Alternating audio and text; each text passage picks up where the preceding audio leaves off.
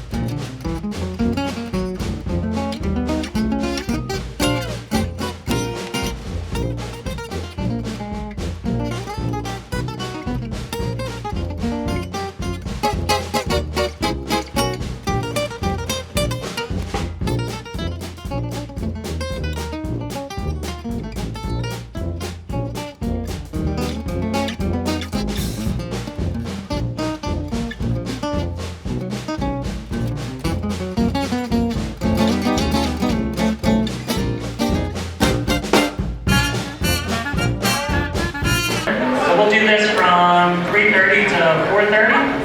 If you are looking to drop off your submission form for the iSpy 26 contest, we're going to be doing that. Jessica is over there. What we'll do whenever we morning this afternoon.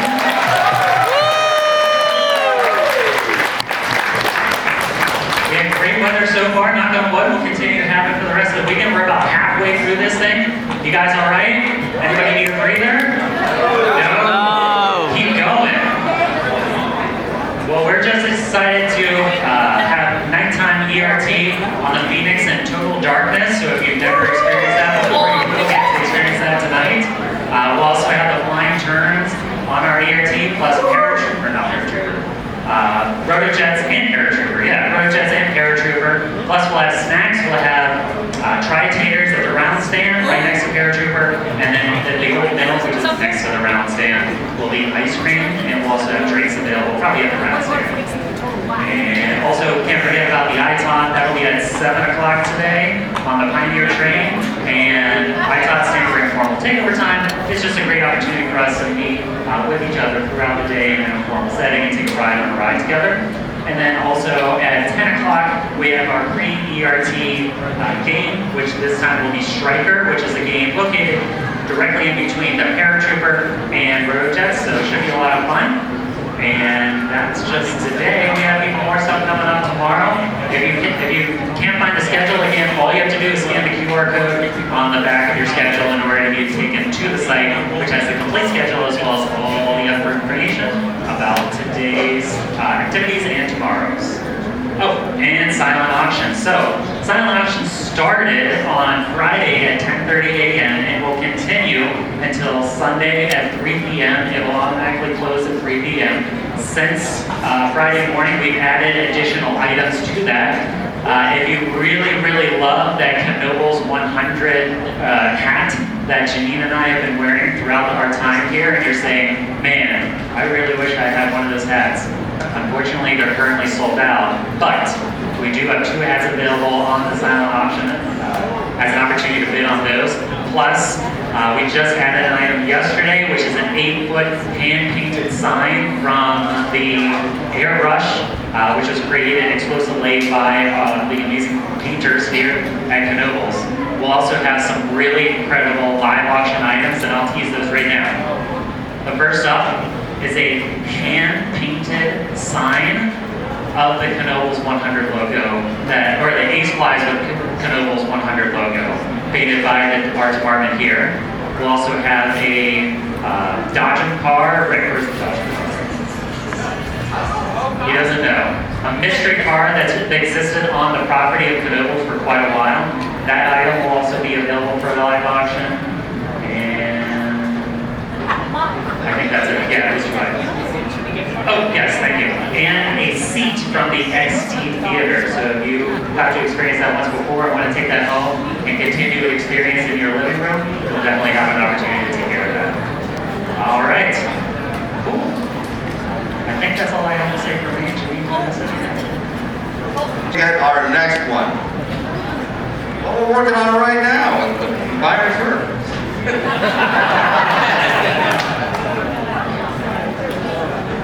Yeah. Go ahead. With the situation with Beach and Jim, have you guys been involved in any of the talks or anything like that, or reached out to the park about Beach and Jim? He was asking about Beat the Ditch, which is the one time the oldest operating coaster in the United States. Right across the state. Yeah, it's right now tune-up. I've been on it a bunch of times. I need to schedule a chiropractor appointment before I ride it every time. But we have not given it, some serious thought. You had a question earlier, and I missed it. I'm sorry.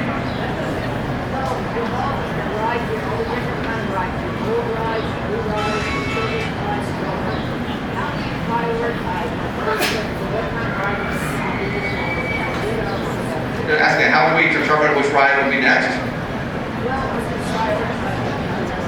How do we make those decisions? How do we prioritize the different rides? Whether we have time for a children's ride, or a family ride, or a thrill ride? I don't know. They kind of fill in your bones more than anything else. We'll certainly talk about it.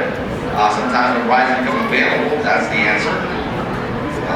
Sometimes when a ride is introduced at IAPA, there's things like when the power surge was first introduced, we went, that is a great looking ride. Same thing with Access. We had Access years ago. There's a great story that some of you already know about the Flying Tigers. But there's other things like when the rocket plane became available out in Texas, we were able to bring that here. So sometimes it's an availability thing, sometimes it's a price point thing, sometimes it's whatever thing. But it's not necessary. We don't have a 5-year plan to go. We're going to get a children's ride 3 years from now. When we sit, I think you know this, but when we sit together as a family, it's not a board of directors meeting, it is a family meeting. So for all of you that hate those corporate parks, yeah, it's a family meeting. Okay, all right. We created a PowerPoint presentation of about 16 rides and attractions maybe, and made a green light, a yellow light, and a red light. Which ones we want to continue talking about, which ones we want to pump the brakes, and the red lights, well, that got put in the circular file. Leanna and Stacy brought up a good point. One of the topics is the sky slide. So, there's a ride that's in a roundabout way going to fall into our lap. We're not Knoebels without a sky slide. We talk about capacity, we talk about, trying to build up the checkbook a little bit. Is that going to do that? No, it's not going to do that, but it's part of who we are. It's absolutely, that's Knoebels. How many living rooms have we all been in look on the mantle, there's a picture of 2 generations, maybe even 3 different generations riding the sky slide. Well, we're absolutely going to bring that back. So it falls in that same category. Go ahead. Yeah, so I've got these tickets that say Knoebels Groves on it. Do you know how they get it from? Ethan might have a better answer for that. Hold on a second. Ethan has turned into a part historian here.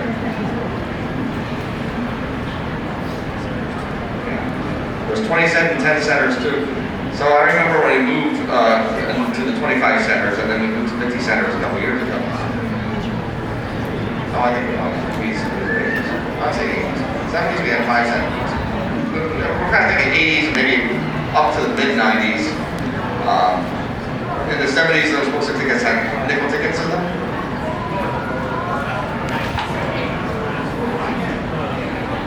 '78 was the last year we used nickel tickets. The last print of nickel tickets. You know, if you still have nickel tickets at home, they're still good. Go ahead.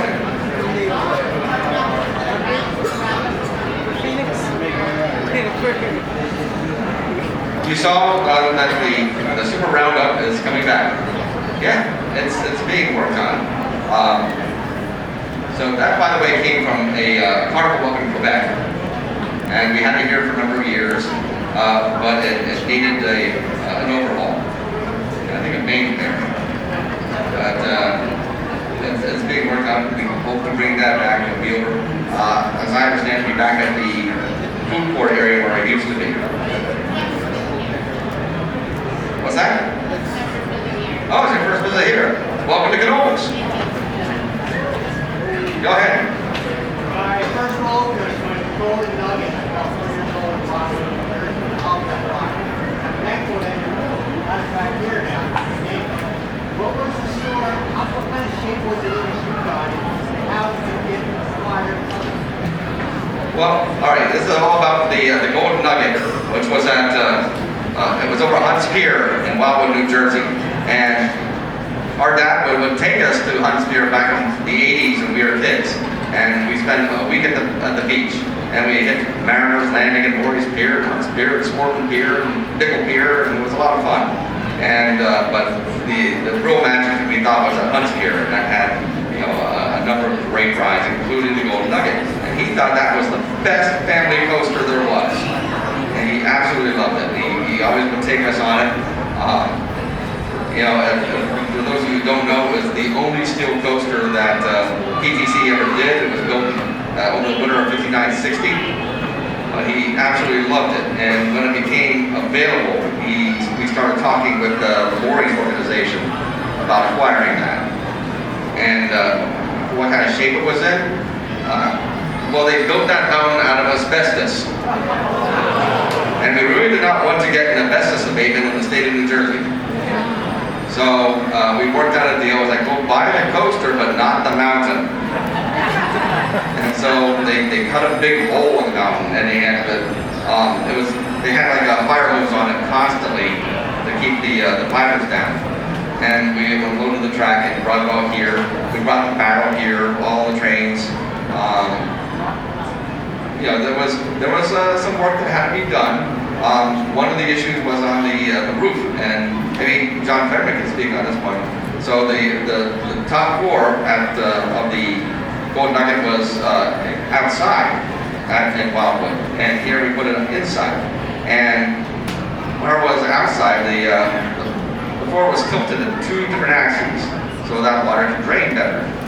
And it was a bit of a math problem to make it straight again, to have a flat floor. So we had to get all the ledges right. Do I have that correct, John? Here, we can have another answer. As for the profile of the original ride, I'm not sure what John Allen had in mind. He didn't make a coaster that went 1 speed. And when you've got a coaster with tricks, it's a good idea to have them going at a certain speed. And we originally rebuilt the ride to John Allen's specs, and the car kind of went uphill and downhill.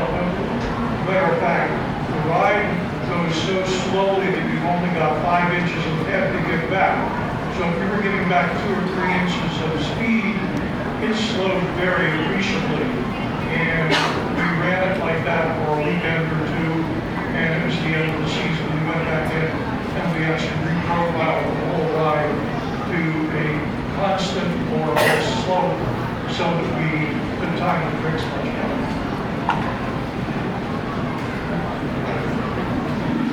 Thank you, John. Hope that answers some questions. Yes, sir.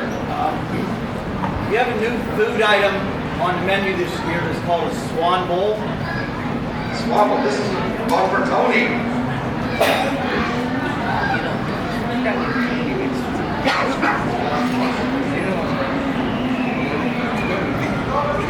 All right, the question was about a swan bowl. And as in the springtime, when we're working on new menu items, we often come up with some that we think will hit and some that maybe don't. And we take pictures of it, and then once we get into the doing of it, there may be hiccups that were unforeseen, and we're going to have to back up and regroup. And I think the swan bowl was one of those items. I think it was supposed to be at the old mill, and it just, once we got into the season, it wasn't feasible to do it that way. We had the same problem with some items that we do for Hall of Fun. But that we can do it at that time of year, but we can't do it during the season. So it may not be around now, but maybe it'll be back for Hall of Fun. I was just curious because I haven't seen the swans in the creek at all.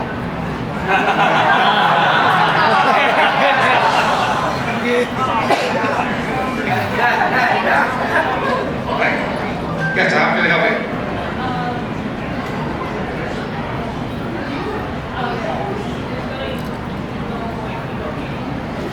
Yes. Did we hear about Air Force One closing? I'm going to give this one to you. I'm going to pass that on to Mike. Yeah, when's the Bear Curve opening? Rick's famous line of, that's a great question. I'm sure there's some other great questions out there. So, yeah, we are aware of Air Force One closing. Our family is friends with John and Tracy Airy, and they've been in contact. And, they even sent some maps of the whole lay of the land here at Knoebels. And, hey, it would look great here, or it would look great there. So they've actually been superimposing the coaster here at Knoebels, as has Hunter Novotny from Rocky Mountain. They've been doing the same. So I open the text, I read it, and I mark it as unread. Move on to the next challenge these guys challenged me with. Well, nothing's out of the question, right? Heck, this guy that moved a roller coaster from Texas, who won from Georgia. So, how about some? Oh, yeah.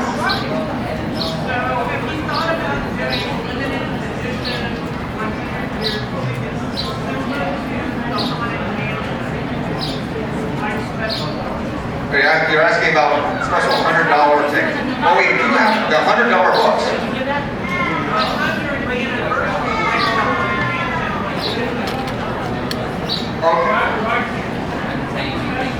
Oh, okay. Ethan, do you want to take this?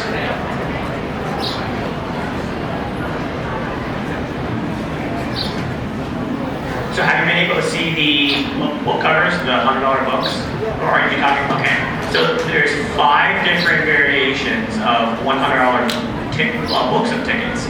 So normally in our history we've had different types of books. So we've had $5 books, $10 books, we don't have them anymore, $20 books, $50 books. Well, this year we came up with $100 books. And there's 5 different variations you can get. So one of those variations actually was the company's letterhead in the 50s and 60s. And we used that in different ads, it was on a letterhead, I think there was a billboard maybe even that had that on it. So that's one of them, but then the other four, we have our in-house artist team come up with, and they're very similar to that of the first one, which has that 50s kind of feel. So there's 5 different commemorative books you can get. There's even a little message on the back. But there is no specific ticket, like you're talking about how for the Haunted Mansion we had that 50th ticket. And that was more just because that's a ride. So we have those specific ride tickets, so we did a commemorative one for that year. But because the whole park is turning 100, we did an entire book. You can, yeah. So you can get all 5 for $400, and that's actually a normal discount in the park for tickets. If you purchase $500 of tickets, you get it for $400. But of course, with the being a commemorative book, you can get all 5 for the $400 price. Related question. Since next year would be the 80th anniversary of the original opening of the rocket, any plans to do a special anniversary ticket for Phoenix? So the question is, next year will be the 80th anniversary of the rocket opening. So the rocket opened in 1947. And the question was, are we planning to do anything for it? I'm not sure if we've had any conversations about it, but that's something that is definitely good to have on the radar. So maybe we will in the future. But I think as of now we haven't talked about it, but it's definitely something that's interesting to look for. One of the things, all of you enjoy the timeline when you walk through Flying Turns queue line, right? So we put on Stacy's review every year to have a timeline as you go through the queue line at the Phoenix. So maybe next year will be a great time to see a timeline as you go through the queue line in the Phoenix. What do you think about that?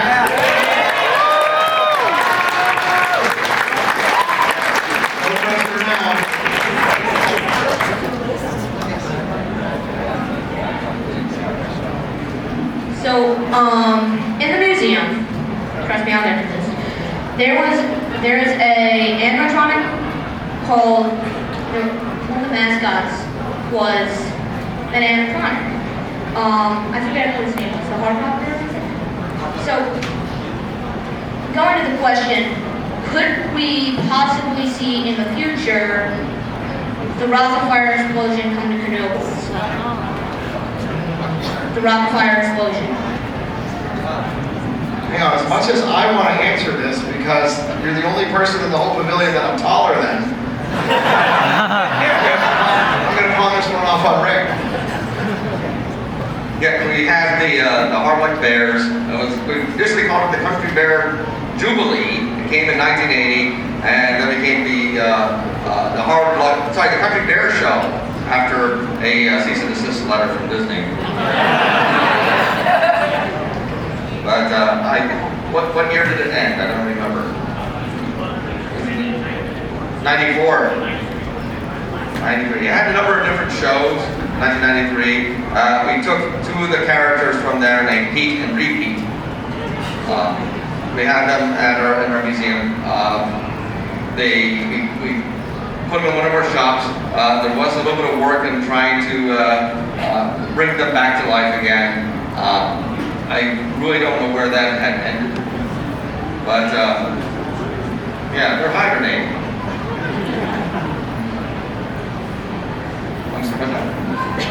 Hibernation, yes. Yeah, the Bear Show.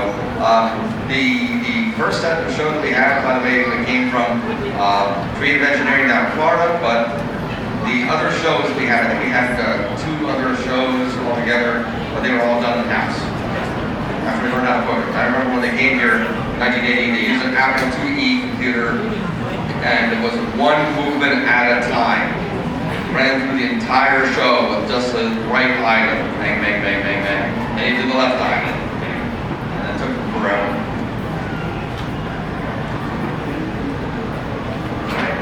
Okay, over here. So Hall of Fun looks like it takes a lot of time to plan. So how much goes into it and when do you start? How do we plan a Hall of Fun? Jay Slow. This is John Sadisco from this is and Tony.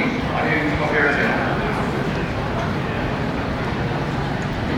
So the question was, how long does it take to go into Hall of Fun planning and set up? So actually, I had this conversation with Brian last year. The moment we're set up this year, we begin planning for next year. My end and the team that I work with, we handle most of the decorations within the park. There's select groups that sprawl out in these specific attractions, like going to the cars. There's some other folks that do some other aspects of the company. Tony and his family, his team, his family, we are a family here in Knoebels. They handle all of the unique food and beverage items. They come up with some amazing creations. But to answer your question, hours upon hours upon hours upon hours, and we have a very short turnaround to do this. So people think that when the park's closed, everyone just kind of takes a break. That's not exactly true. We just shift our hours a bit, and we'll start working Monday morning at 8 a.m., and we'll sometimes go 5 o'clock in the afternoon when the sun goes down. Tony can maybe give you some back end Thanks, John.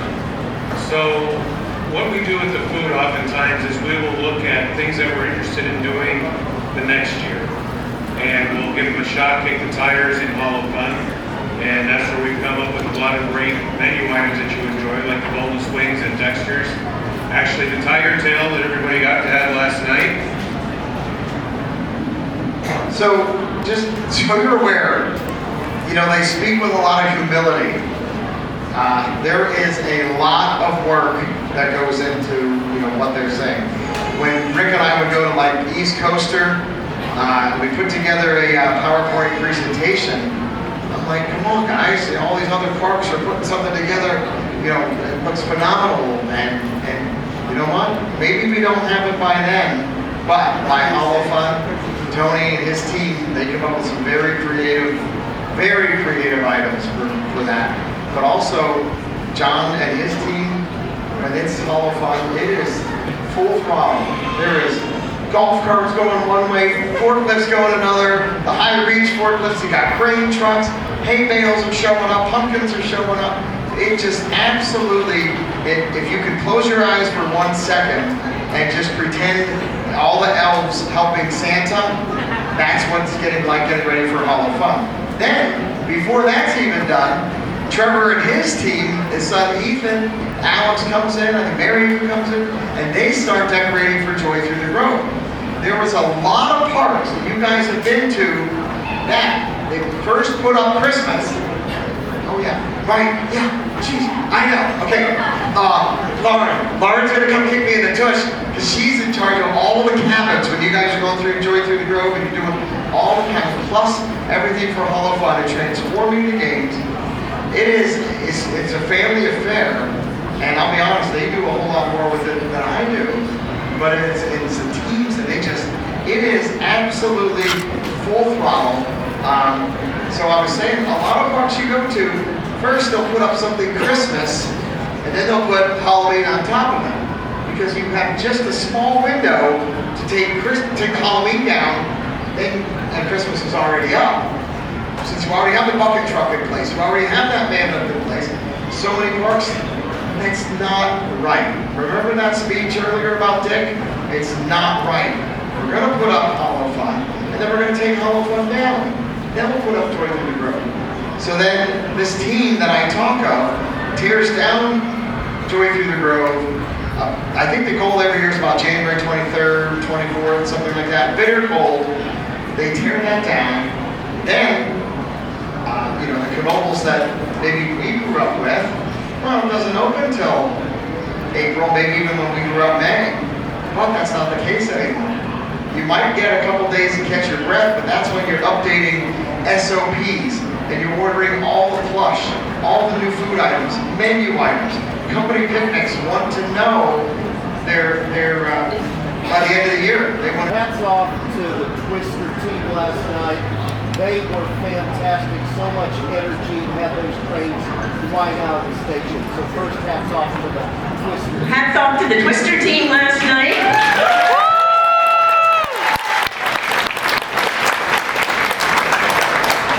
And my question, Twister was screaming last night, maybe the best I've ever experienced. How in the world did you keep that ride running like it's year one? He's asking, what does it take to make the Twister running? Because it was screaming fast last night. Jason, are you a part of that one? That's John Fetterman. I think it's just we have a fantastic group of ride employees and ride maintenance crew that they have put their heart and soul in everything that they do, and that's what makes Knoebels what we are.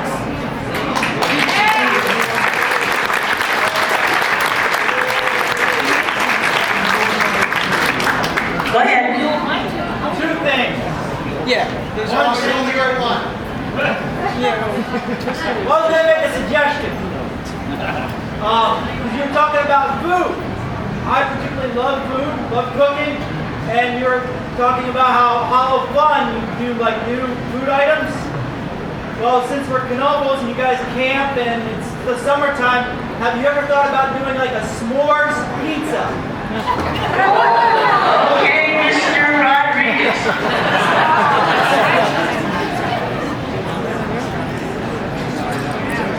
Well, I took over the legendary Caesar's Pizza. Please don't throw things at me. In 2021. Actually, last fall, one of my employees came up with a sweet potato pie pizza. And we thought, dude, you're nuts. So we did a taco pizza instead. And there was a snafu with marketing. Anyway, the sweet potato one got advertised and people are demanding it, so we made it. That does have toasted marshmallows on top. It's kind of like the sweet potato souffle, but that isn't your question. You're talking about a s'mores pizza. I cannot say during the season we would. I know in the fall I had done s'mores at what was the Aloha stand. That's more of a, as I would consider it, more of a fall kind of thing, and maybe more in the evening.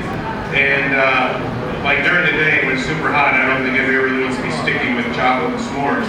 More like I said, in the evening, and at that time our evening hours were lower. So as we're looking at increasing our hours, it's not off the table. We can try to do something like that. Like people in pizza, very, very creative, as you'll see this fall with what we're going to offer at Hall of Fun.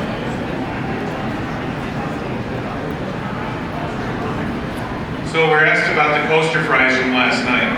So one of my supervisors at the Phoenix Junction, Dave, this is what we like to do. We like to be creative during the season, and then I'll try something and be like, oh no, I don't think that's going to work.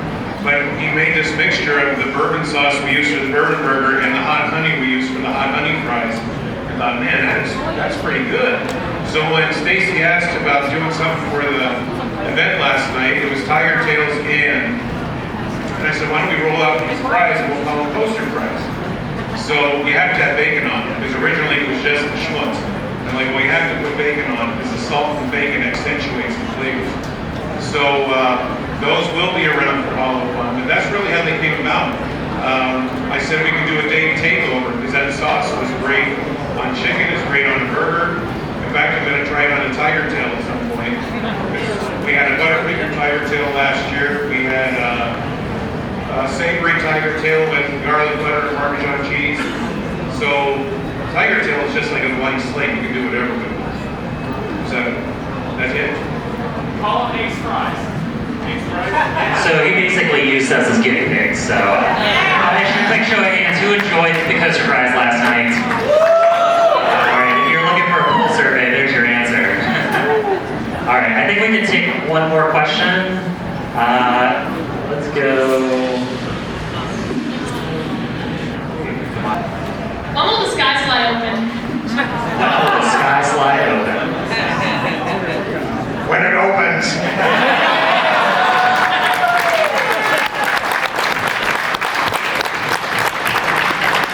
So, we're not the best park when it comes to timelines. Not sure if we know that or not. Right?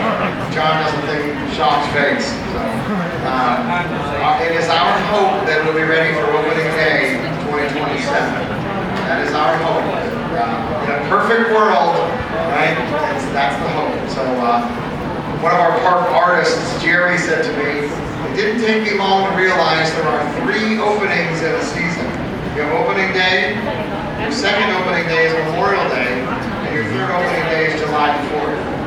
Hopefully we'll get it on one of those opening days. That's the plan.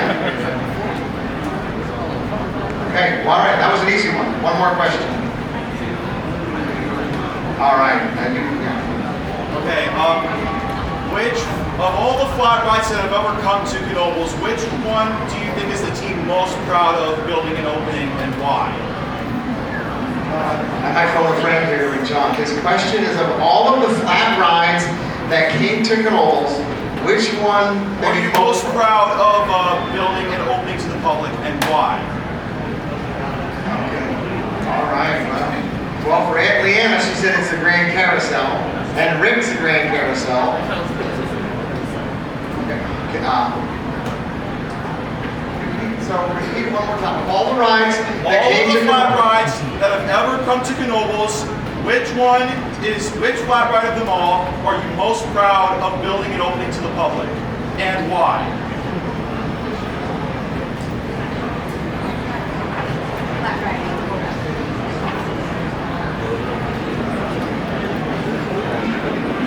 Maybe the Pioneer Train, if that qualifies. It's very popular, and I know it was a dream of many of the earlier generations of the Knoebels family to have that. So I'll look for the Pioneer Train.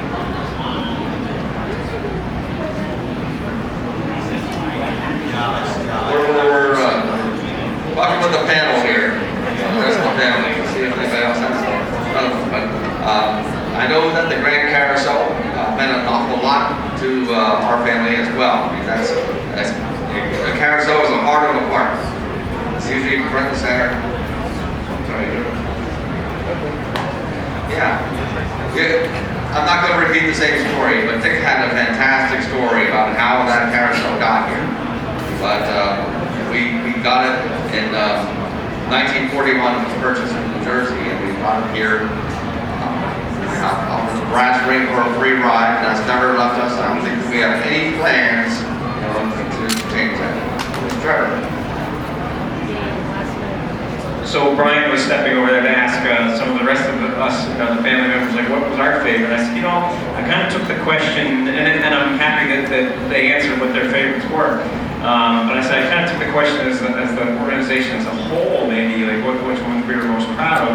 And the answer that was going through my mind as I sat there was, it really comes down to the folks who work on it, who are part of that project.